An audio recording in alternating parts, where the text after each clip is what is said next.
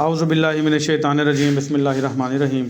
आज हमने पढ़ना है बेटा हमारा फ़िज़ियोलॉजी, हमारे pharmacy technician category B part first के लेक्चर हैं। और आज हमने पढ़ना चैप्टर 7 गैस्ट्रोइंटेस्टाइनल ट्रैक्ट GIT।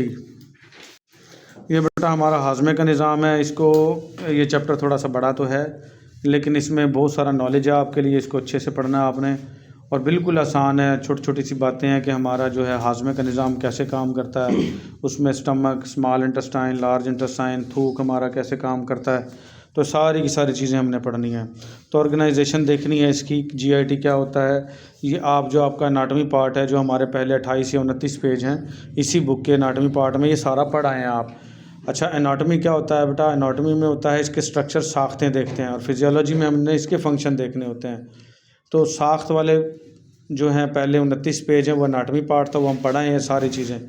तो अब हमने इसके फंक्शंस देखने हैं। फिजियोलॉजी में फंक्शन होते हैं, जैसे हमारा मैदा बना कैसे है वो एनाटॉमी है, काम कैसे करता है वो फिजियोलॉजी है। इसी तरीके से हमारी आंतें बनी कैसी हैं वो एनाटॉमी है, काम कैसे करती हैं वो फिजियोलॉजी है। तो ये हमारा फिजियोलॉजी पार्ट चल रहा है। तो बताने का मकसद ये है कि कुछ बच्चों को एनाटॉमी और फिजियोलॉजी क्लियर नहीं होता, तो आज इंशाल्लाह क्लियर हो गया होगा।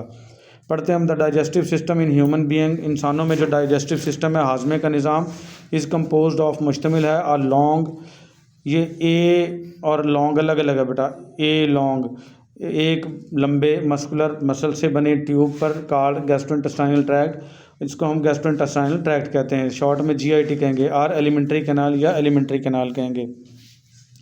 एंड एसेसरी ऑर्गन, और इसके साथ मददगार कुछ ऑर्गन हैं उन पर मुश्तमिल है। ये बेटा ट्यूब है, मुंह से लेके और एनस जो पखाने वाला सुराख है वहाँ तक की सारी जो बीच की चीज़ें हैं, जिसमें oral cavity, pharynx, oesophagus, stomach, small intestine, large intestine, rectum और एनस, ये सारे के सारे मिलके GIT बनाते हैं। इसका नाम एलिमेंट्री कैनाल भी है और इसको डाइजेस्टिव सिस्टम भी कहते हैं। 3 नाम हो गए इसके। The GIT runs through the ventral body cavity. Ventral कहते हैं अगली जानिब, तो GIT है बॉडी के अंदर अगली जानिब से गुजरती है। It extends from mouth to anus, ये मुंह से और एनस तक जाती है। And consist of oral cavity, और मुश्तमिल है ओरल कैविटी पर, फेरेंकस पर, oesophagus, stomach, small and large intestine, rectum और एनल कैनाल। ये सारी चीज़ें मैंने अभी बताई हैं आपको, तो ये इस पर मुश्तमिल है। The GIT contains food from time to time it is eaten until it is digested.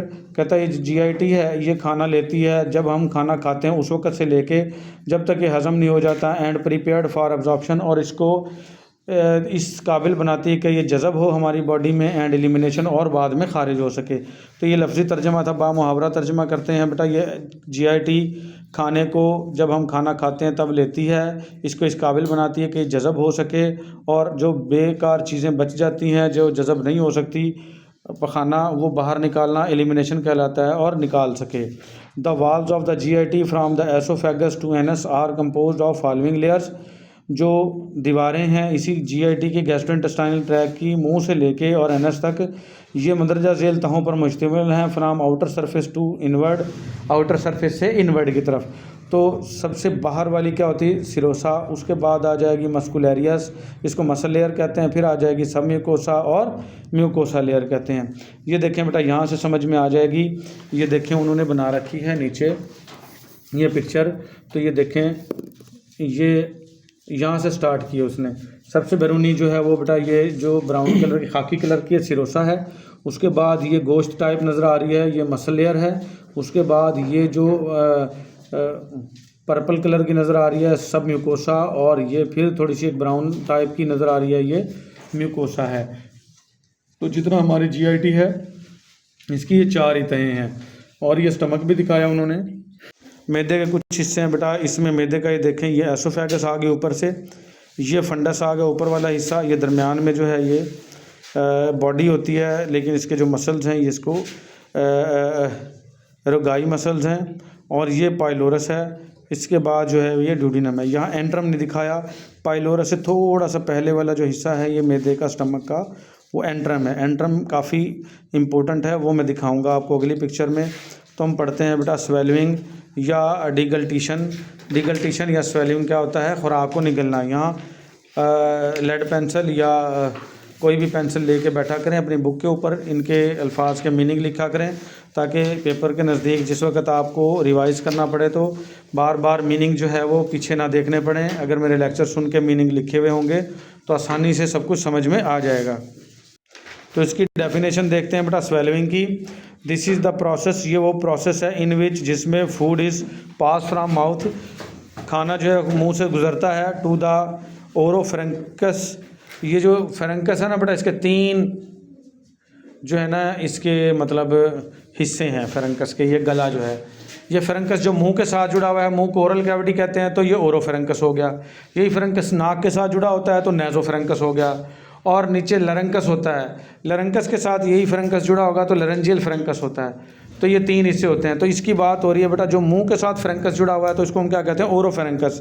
And then to oesophagus, और फिर ये खुराक की नाली एसोफेगस में चला जाता है। And lastly into the stomach, और आखिर में किस में चला जाता है, स्टमक में चला जाता है। तो ये क्या है, वो प्रोसेस जिसमें खाना मुंह से होता हुआ ओरोफ्रेंकस से एसोफेगस और लास्ट में स्टमक में चला जाता है। तो ये क्या है, स्वेलविंग है, निगलना कहलाएगा। देयर आर 3 स्टेजेस, इसकी 3 स्टेजेस हैं बेटा। Buccal or oral stage, buccal मुंह को बक्कल कैविटी भी कहते हैं, ओरल भी कहते हैं, ओरल कैविटी और माउथ भी कहते हैं बेटा।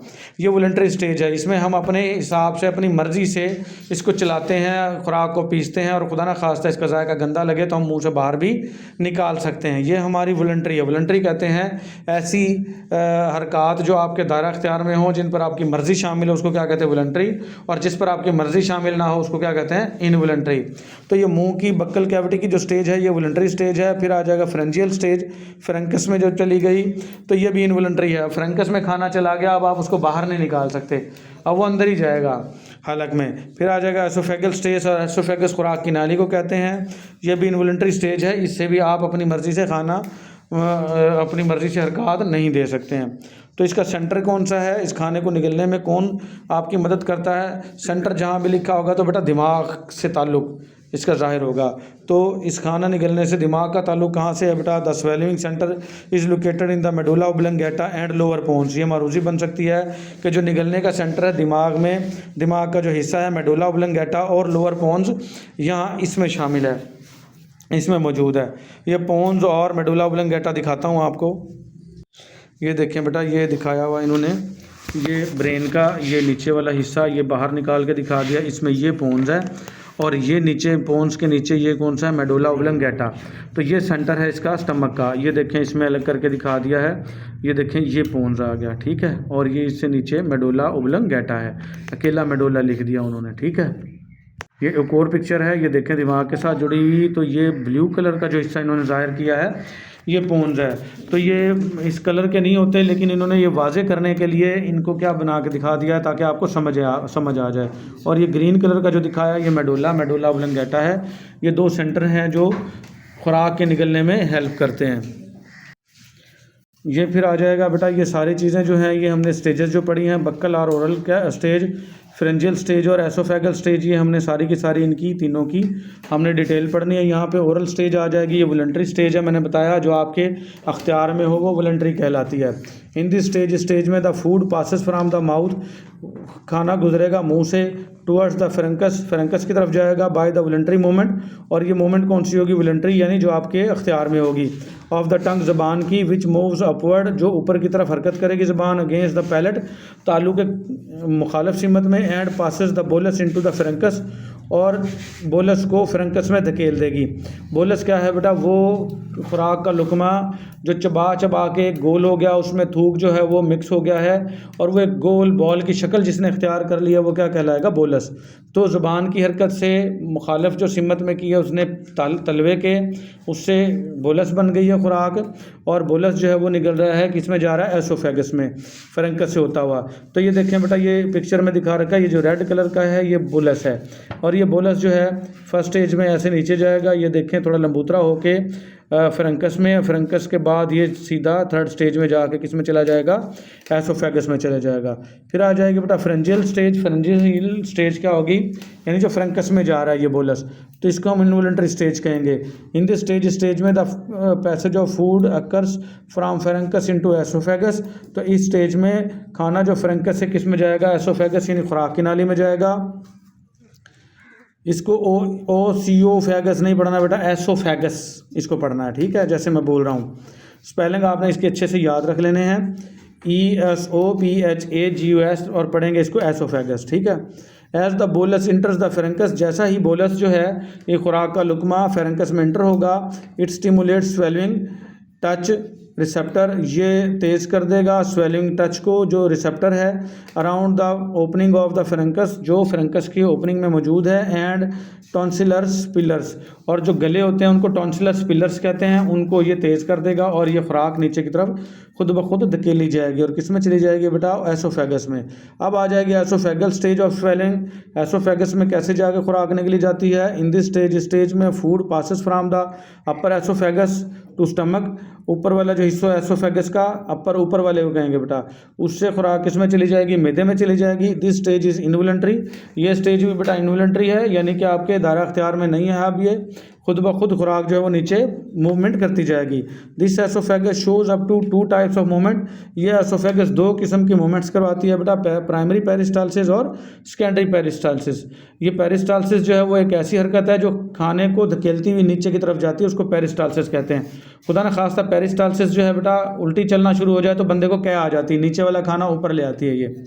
तो ये पेरिस्टालसिस प्राइमरी और सेकेंडरी। प्राइमरी पेरिस्टालसिस क्या होगी, खाने को नीचे की तरफ धकेलती जाएगी और 8 से 10 सेकंड में खाना जो है वो मैदे में पहुंच जाएगा। और सेकेंडरी पेरिस्टालसिस क्यों चलेगी, तो खुदा ना खास्ता कोई थोड़ा बहुत खाने के ज़रा जो है वो एसोफेगस में मैदे की जो नाली है, मैदे से ऊपर जो नाली है उसके साथ चिपके रह गए, तो उस खाने को नीचे की तरफ धकेलने के लिए सेकेंडरी पेरिस्टालसिस आएगी। प्राइमरी का मतलब पहले वाली, सेकेंडरी का मतलब दूसरे वाली, ताकि सारा खाना एसोफेगस से किस में पहुंच जाए, स्टमक में पहुंच जाए और कुछ रुके ना। तो पहली प्राइमरी पेरिस्टालसिस है बेटा द पेरिस्टाल्टिक वेव, जो पेरिस्टाल्टिक ये वेव है, लहर है, बिगन शुरू होती है इन द फेरेंकस से, and spreads into the oesophagus, और पूरे एसोफेगस में फैल जाती है during the pharyngeal stage of swallowing, जो फेरेंजियल स्टेज है निगलने की उसके दौरान। This wave passes from the pharynx to stomach, और ये वेव जो है फेरेंकस से होती हुई मैदे तक जाती है विद इन 8 to 10 सेकंड, 8 से 10 सेकंड लेती है ये। इन दिस स्टेज में ऑफ स्वेलिंग निगलने के, gravity also plays an important role, जो कशिश शकल है, जो ज़मीन की कशिश है, वो भी अहम किरदार अदा करती है बेटा। If a person swallows bolus, अगर कोई भी शख्स ये लुकमा निगलता है इन स्टैंडिंग पोजीशन, खड़े हुए हालत में, जैसे वलीमे पे खाना खाते हैं, the bolus moves rapidly passing from the oesophagus, ये बोलस जो है वो खाने का जो टुकड़ा जो गोल हो चुका है ये तेज़ी से नीचे की तरफ हरकत करेगा एसोफेगस से to the stomach in the 5 to 8 second, किस में पहुंचेगा, 5 to 8 सेकंड में। पहले आम हालत में कितने में पहुंच रहा था, 8 से 10 में, और अब कितने में पहुंचेगा स्टैंडिंग हालत में, 5 से 8 सेकंड में। तो ये मारूजियाँ बन सकती हैं बेटा कि स्टैंडिंग पोजीशन में बोलस कितनी देर में मैदे में पहुंचता है, आपने बताना स्टैंडिंग पोजीशन में 5 से 8 सेकंड में, और आम हालत में 8 से 10 सेकंड में। फिर आ जाएगा बेटा सेकेंडरी पेरिस्टालसिस, मैंने बताया था वो किस लिए चलती है कि अगर कोई खाना थोड़ा बहुत बचा रह गया है एसोफेगस में तो उसको भी मैदे तक पहुँचा दे दोबारा, तो वो सेकेंडरी पेरिस्टालसिस आएगी। Secondary peristalsis waves are due to distension of the oesophagus की डिस्टेंशन की वजह से सेकेंडरी पेरिस्टालसिस आती है, बाय रिटेन्ड फूड, और जो बचा हुआ खाना उसकी वजह से डिस्टेंशन हुई तो दूसरी पेरिस्टालसिस आई।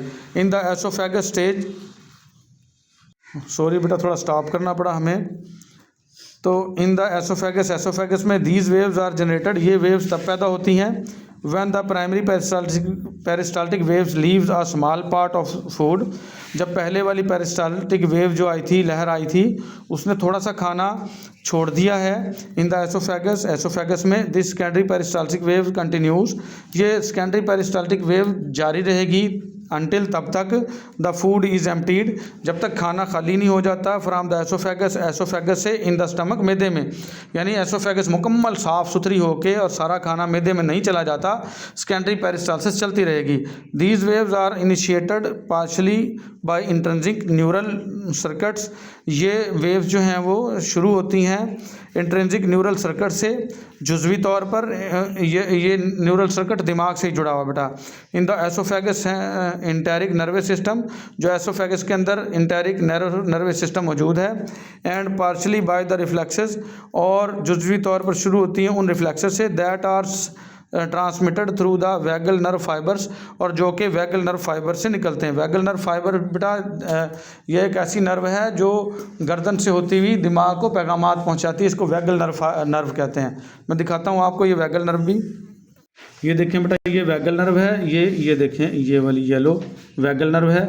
और अगर खुराक की नाली के बिल्कुल साथ ही है एसोफेगस के साथ साथ, तो खुराक की नाली में थोड़ी सी भी डिस्टेंशन हुई, थोड़ी सी खिंचाव हुआ, अगर खाना बचा हुआ तो ये पैगाम पहुंचाएगी दिमाग को और ये कहेगी कि सेकेंडरी पेरिस्टालसिस चलाता रहे, ताकि जो है स्टमक के अंदर सारा खाना पहुंच जाए और एसोफेगस आपकी साफ़ सुथरी हो जाए। ये लेक्चर बेटा अगर 20 मिनट का 22 मिनट का हो जाए तो इसमें परेशान ना हुआ करें, नॉलेज लिया करें। कोशिश तो मैं करता हूँ कि एक एक चीज़ जो है वाजे कर दूँ। तो फंक्शन ऑफ स्टमक भी इसी में देख लेते हैं कि मैदा क्या क्या काम करता है। मैदे को गैस्ट्रिक भी कहते हैं बेटा। तो स्टोरेज फंक्शन पहला काम क्या है, इसका स्टोर करता है। तो ये इसके हिस्से भी देख लें बेटा। ये इसके हिस्से, ये एसोफेगस येलो कलर की आ गई, ये जो ग्रीन दिखा रखी है कार्डिया कहलाता है जगह, ये गहरी जो रेड है ये फंडस कहलाती है, बीच वाली बॉडी, और ये पाइलोरिक एंट्रम है, ये वाला जो जामनी सा दिखाया हुआ है, और ये पाइलोरिक स्फिंक्टर है। ये खुराक को छोटी आंत के पहले इसे यानी ड्यूडिनम में जाने नहीं देता, और ये जो ऑरेंज कलर का है ये ड्यूडिनम है, छोटी आंत का पहला हिस्सा। जब खुराक अच्छे से पिस जाती है तो ये थोड़ी थोड़ी खुराक जो है वो किस में जाना शुरू हो जाती है, ड्यूडिनम में, छोटी आंत के पहले हिस्से में। तो ये काम क्या क्या करेगा, पहला तो खुराक को स्टोर करेगा, ठीक है। फूड इंटर्स द स्टमक, जो खाना मैदे में दाखिल हुआ, इट फॉर्म्स कंसेंट्रिक रिंग्स, ये कंसेंट्रिक रिंग्स बनाएगा इन द बॉडी में, एंड फंडस, और फंडस में ये मैदे का ऊपर वाला हिस्सा, इसमें रिंग बनाएगा ऑफ द स्टमक के। The newest food lying close to the oesophageal opening, जो नया खाना खाएंगे आप वो एसोफेगल ओपनिंग के पास रहेगा, यहाँ पे जहाँ मैं टच कर रहा हूँ, और जो पहले वाला खाना है वो नीचे एंट्रम की तरफ जाएगा, ठीक है। while the already reserved food moving towards the wall of the stomach, और जो पहले वाला मौजूद खाना है वो मैदे की दीवारों के साथ साथ मूव करेगा। when food enters the stomach, जब खाना दाखिल होता है मैदे में, vagal tone decreases the muscular tone, जो वैगल टोन थी जो गर्दन में मैंने अभी वैगल नर्व दिखाई, वो टोन कम करवा देगी मस्कुलर टोन को मैदे की। So the walls can bulge, ताकि जो मैदे की दीवारें हैं वो फूल सकें आउटवर्ड्स, बाहर की तरफ, to accommodate the greater quantity of food, ताकि जो आने वाला खाना है उसको अच्छा सा जगह मुहैया की जा सके मैक्सिमम। और वो कितनी है, 1.5 लीटर, तकरीबन 1.5 लीटर तक खाना जो है आपका मैदा जो है वो आप मैदे की दीवारें फैल के और उसको अपने अंदर स्टोर कर सकती हैं। स्टोरेज का फंक्शन है ये। ये 1.5 लीटर वाला खाना तो आम हालात में हो गया ना, जब हम को वलीमा खा रहे होते हैं तो फिर तो 3-3 लीटर के अंदर हो सकता है, इससे भी ज़्यादा जा रहा हो कुछ लोगों का, हंस रहे हैं बैठ के। अच्छा, mixing and propulsion of food in the stomach, फिर मिक्सिंग होगी। पहला क्या था काम, मैदे का स्टोर करना खाने को, फिर मिक्स करेगा और नीचे की तरफ धकेलेगा। प्रोपल्शन क्या होता है, धकेलना। The gastric glands of the stomach, मैदे के अंदर ना गैस्ट्रिक ग्लैंड्स हैं, कुछ गदूद हैं, ठीक है, स्क्रीट करेंगे डाइजेस्टिव जूस, ये हाजमे का एक जूस खारिज करते हैं जिसको गैस्ट्रिक जूस कहते हैं बेटा। मैदे को गैस्ट्रिक कहेंगे और इसका निकलने वाला गैस्ट्रिक जूस है, और इसका दूसरा नाम उन्होंने डाइजेस्टिव जूस भी कह दिया, हाजमे का juice. These secretions come immediately in the contact with the food in the stomach, ये रतूबतें फ़ौरन आ जाती हैं जैसे ही खाना जो है मैदे की दीवारों के साथ टच करता है।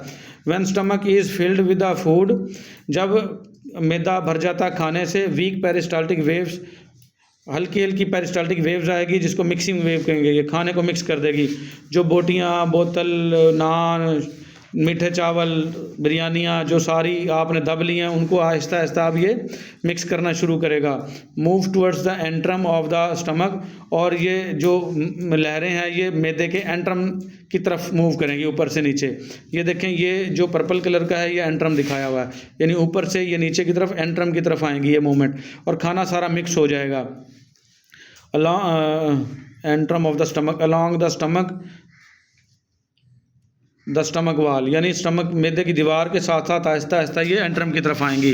These mixing waves are initiated by the basic electric rhythm, ये मिक्सिंग वेव्स जो हैं वो बेसिक इलेक्ट्रिक रिदम पैदा करेंगी। प्रोड्यूस का मतलब पैदा करना बेटा, BER का मतलब क्या है, बेसिक इलेक्ट्रिक रिदम, ठीक है, वंस एवरी 20 सेकंड, और हर 20 सेकंड के बाद। ये भी मारूजी बन जाती है कि ये मिक्सिंग वेव कितनी देर के बाद electric rhythm, basic electric rhythm पैदा करेंगी, 20 सेकंड के बाद।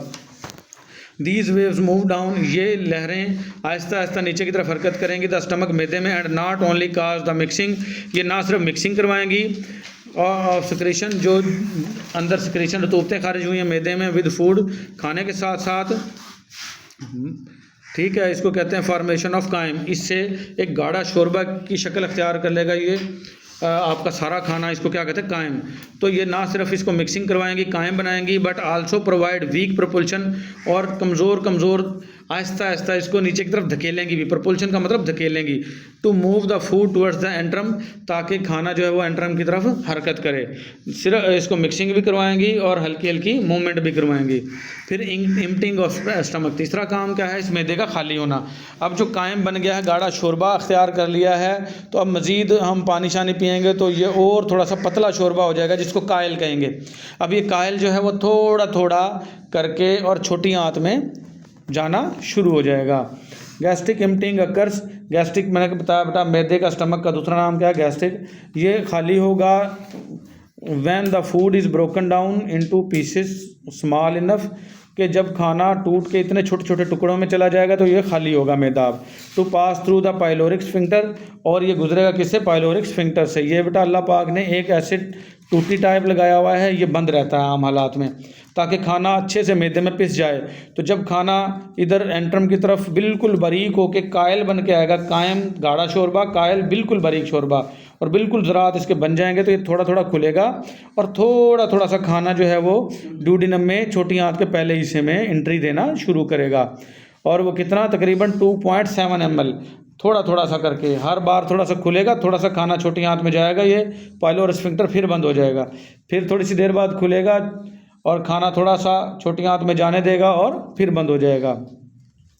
तो ये पाइलोरिक स्फिंक्टर जो है वो छोटे छोटे पीसेस को एम्प्टी करना शुरू करेगा। ईच टाइम द कायम इज़ पुश्ड अगेन, हर वक्त ये कायम जो है वो थोड़ा सा धकेला जाएगा द पाइलोरिक स्फिंक्टर से। आ स्मॉल अमाउंट, थोड़ी सी अमाउंट, कितनी, 2.7 ml की।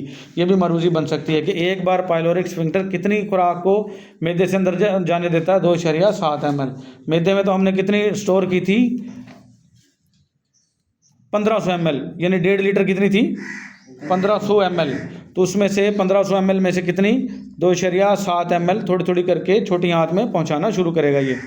द अमाउंट ऑफ कायम passing through the pylorus depends on the size of particle, जो ये पाइलोरस से गुजरेगी, ये कायम गुजरेगा, ये किस पर डिपेंड करेगा कि कितना साइज़ है पार्टिकल्स का। अगर बड़े साइज़ का पार्टिकल है तो ये गुजरने नहीं देगा इसमें से। If the particles are large, अगर पार्टिकल बड़े हैं, no chyme can pass into the duodenum, कोई कायम पास नहीं हो सकेगा ड्यूडिनम में।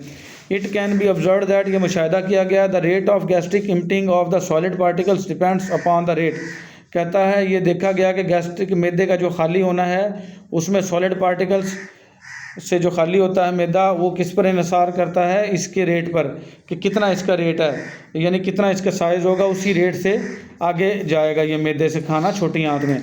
एट विच, जिस पर is broken down into small particles, और उस रेट पर डिपेंड करता है कि जिस रेट से खाना जो है वो छोटे पार्टिकल्स में टूटता है। कुछ लोगों का जो मैदा है वो बड़ा अच्छा काम करता है, वो जल्दी जल्दी खुराक को पीस कर रख देता है और उनका खाना जल्दी हजम हो जाता है। लेकिन कुछ लोगों का मैदा वो स्लो डाउन हो जाता है और वो ठीक से खुराक को ब्रेक डाउन नहीं करता, उसको कायम नहीं बनाता और वो पास नहीं होता, उनको भूख भी देर से लगती है।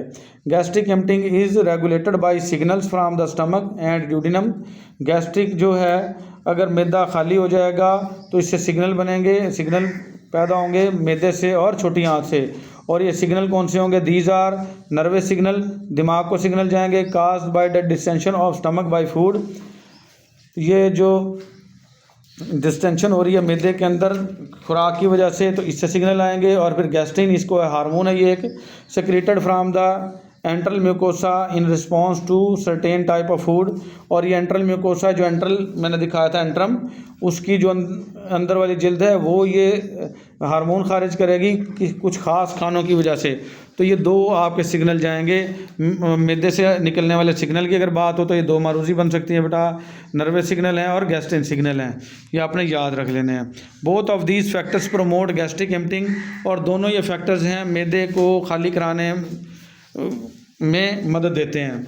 फिर आ जाएगी सिक्रीशन, कौन कौन सी सिक्रीशन मैदा खारिज करता है। The stomach secretes gastric juice, मैदा जो है वो गैस्ट्रिक जूस पैदा करता है, which acts as a digestive fluid, जो कि हाजमे के माया के तौर पर काम करता है। फिर आ जाएगा एंटीसेप्टिक फंक्शन, जरासीम कुछ फंक्शन, जैसे हम बेटा गंदे हाथों वाला खाना खा जाते हैं शादी ब्याह का, और बर्गर और वो शवारमे वगैरह खा जाते हैं गंदे हाथों वाले, उसने उसी हाथ से वो अंडा तोड़ा होता है जो डायरेक्ट फार्म से मुर्गियों की पोटियों से उठा के लाया होता है, वो धो के थोड़ा ना लाते हैं उसको, उसी हाथ से वो अंडा तोड़ता है और उसी हाथ से वो उसके ऊपर वो लगा देता है आपकी शामी, और सारा निज़ाम ऐसे बना देता है। तो वो सारे जरासीम गए हैं, और वो लेकिन ये अल्लाह पाक ने निज़ाम बनाया मैदे में जाके वो सारे जरासीम क्या होंगे, मरेंगे। और उनको मारेगा कौन, HCl हाइड्रोक्लोरिक एसिड, ये एक तेज़ाब है, एसिड है। तो the parietal or oxyntic cells of the stomach secrete HCl, ये भी मरूजी बन सकती है कि HCl कौन से खारिज करते हैं, मैदे के पेराइटल और ऑक्जेंटिक सेल्स हैं जो कि HCl खारिज करते हैं, ठीक है। विच एक्ट्स एज एंटीसेप्टिक, जो कि जरासीम कुछ के तौर पे काम करता है। अगेंस्ट वेलोइड बैक्टीरिया, जो कि आप निकल गए हैं बैक्टीरिया, उनके ख़िलाफ़ उनको मारने का काम करेगा ये। तो देखें, कुछ जूस खारिज करवाए जो हाजमे में मदद दे रहे हैं, फिर कुछ इसको जरासीमों को मार रहे हैं। फिर आ जाएगा डाइजेशन, हाजमा। In the presence of gastric juice, जब गैस्ट्रिक जूस आ गया मैदे का, उसकी मौजूदगी में the stomach digest protein into the peptones, ये भी मरूजी बनती है बेटा। मैदा जो है प्रोटीन को तोड़ के किस में तब्दील कर देता है, पेप्टोन्स में। प्रोटीन क्या होती है, जो गोश्त खाते हो प्रोटीन होती है, कुछ दालें जो खाते हो प्रोटीन होती है, तो ये प्रोटीन को डाइजेस्ट करके पेप्टोन बना देगा। It also digest fats of some extent, और ये कुछ फैट्स को भी कुछ हद तक, ज़्यादातर फ़ैट बेटा जाके जो छोटी आंत के पहले हिस्से में डूडिनम में ही हज़म होती है, लेकिन मैदा भी कुछ फ़ैट को जो है वो हज़म करता है by the help of gastric lipase. एक एंजाइम है गैस्ट्रिक लाइपेज, ये मैदे के अंदर ही होता है, इसकी मदद से। और गैस्ट्रिक रेनिन कोआगुलेट्स मिल्क, गैस मैदे के अंदर एक रेनिन है, ये दूध को जमा देगा। While HCl causes some hydrolysis of the food stuffs, और कुछ जो फूड स्टफ्स हैं उनकी हाइड्रोलाइसिस करेगा, यानी पानी की मौजूदगी में उनको तोड़ेगा। तो ये हाजमे में मदद कर रहे हैं। तो देखें, मैदा जो है प्रोटीन को भी हज़म कर रहा है, पेप्टोन बना रहा है, फ़ैट को भी तोड़ रहा है गैस्ट्रिक लाइपेज की मदद से। मिल्क जो दूध वगैरह पी जाते हैं उसको जमा रहा है गैस्ट्रिक रेनिन की मदद से। और HCl जो है कुछ खुराक की हाइड्रोलाइसिस भी कर रहा है। फिर आ जाएगा ऑब्जॉर्प्शन, जाज़बियत बेटा, जज़ब भी होता है मैदे से कुछ चीज़ें जो हम पानी पीते हैं, वाटर, ग्लूकोज, अल्कोहल, शराब वगैरह, एंड सर्टेन ड्रग्स, और कुछ अद्वियात भी ऐसी हैं, are absorb from the stomach, ये मैदे से जज़ब होती हैं और आपकी सर्कुलेशन में डायरेक्ट खून में चली जाती हैं। अपरेटल सेल्स सिक्रीट इंट्रिंसिक फैक्टर, ये पेरेटल सेल्स जो हैं जो कि HCl खारिज कर रहे थे, ये आपका इंट्रिंसिक फैक्टर भी एक खारिज करते हैं। इंट्रिंसिक फैक्टर बेटा ये याद रखना है आपने, बड़ा इंपॉर्टेंट है, which is necessary for the absorption of vitamin B12, जो कि विटामिन B12 की जाज़बियत के लिए ज़रूरी है। विटामिन B12 जो है ये हार्मोन है बेटा आपका, जो कि खून के बनने में मदद करता है। कुछ लोगों का अगर इंट्रिंसिक फैक्टर नहीं होगा, उसके पैरेटल सेल इंट्रिंसिक फैक्टर नहीं बना रहे होंगे, तो वो चाहे विटामिन B12 जो मर्ज़ी कर ले, उसकी बॉडी में इंटर नहीं होगा और उसको खून की कमी हो जाती है। तो इंट्रिंसिक फैक्टर विटामिन B12 की जाज़बियत के लिए बहुत ज़्यादा ज़रूरी होता है। फिर आता है एक्सक्रीशन, खारिज करना बेटा। The stomach excrete certain toxins, मैदा जो है कुछ किस्म टॉक्सिन भी पैदा करता है, एग्जांपल के तौर पर urea and certain alkaloids, urea और कुछ अल्कलॉइड भी पैदा करता है, एग्जांपल के तौर पर मार्फिन। मार्फिन क्या है, जिससे नींद आती है, नशावर, ये टॉक्सिन है, ये मैदा खारिज करता है। तो ये सारे के सारे बेटा स्टमक के फंक्शन थे। फिर मूवमेंट ऑफ स्मॉल इंटेस्टाइन, जो छोटी आंत है उसमें कैसे हरकत होती हैं और वो क्या काम करती है, वो हम पढ़ेंगे अगले लेक्चर में। आज के लिए हमारा इतना ही, मिलेंगे अगले लेक्चर में। उम्मीद है समझ में आई होगी। अल्लाह हाफिज़।